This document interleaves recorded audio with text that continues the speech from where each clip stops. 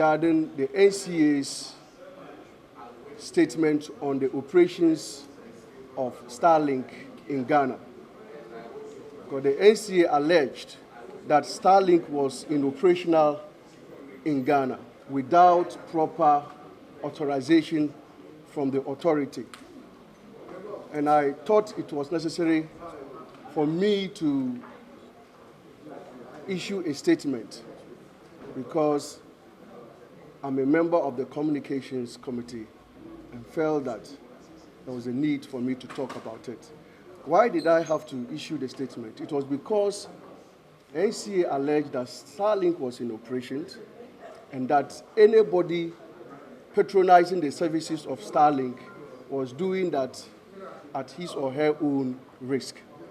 And I thought that the operations of the telecommunications companies in Ghana were not actually helping Ghanaians. And if Starlink is in operational, the best NCA could have done was just to call them to a table discussion so that they can regularize their operations in Ghana. Starlink is a huge company, worldwide company. We know who owns it.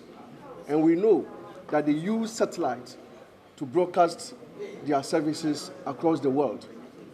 To the extent that the Russian president had to call Starlink to have a conversation with them in order for them to limit their operations in Ukraine, not to show to the whole world.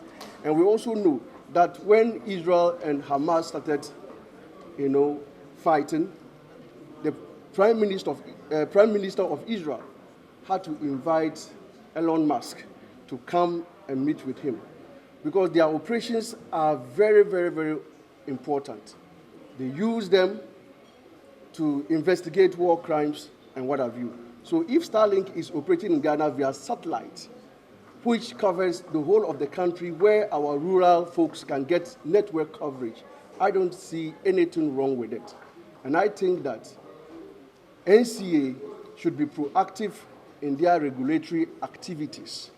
I suggested that NCA could start to collaborate with the Registrar General's Department so that before any ICT company could start operations in the country, they will be well aware ahead of time before they start operations.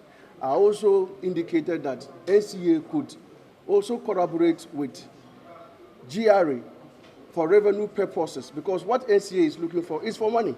Well, any company that is in operation, regularized by NCA, they pay regulatory fees. So if NCA are collaborating with GRA, these companies would have registered with them and therefore paying tax, and therefore their operations could be regularized by the NCA. The other important state agency that the NCA can collaborate with is the Ghana Standards Authority.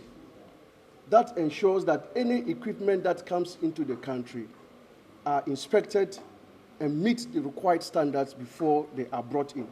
NCA itself have agents at the various ports, at harbor and at the airport, where communication gadgets and equipment are brought in, they will be able to detect. So Starlink cannot just be operating without bringing in some kind of equipment to help their operations. So how did they bring equipment from the port, from the harbor and airport to back up their operations? So NCA has to be proactive. And I still maintain that they should sit with Starlink, regularize their operations so that our people, particularly the rural folks, can have operations so that we can use the telecom services with ease.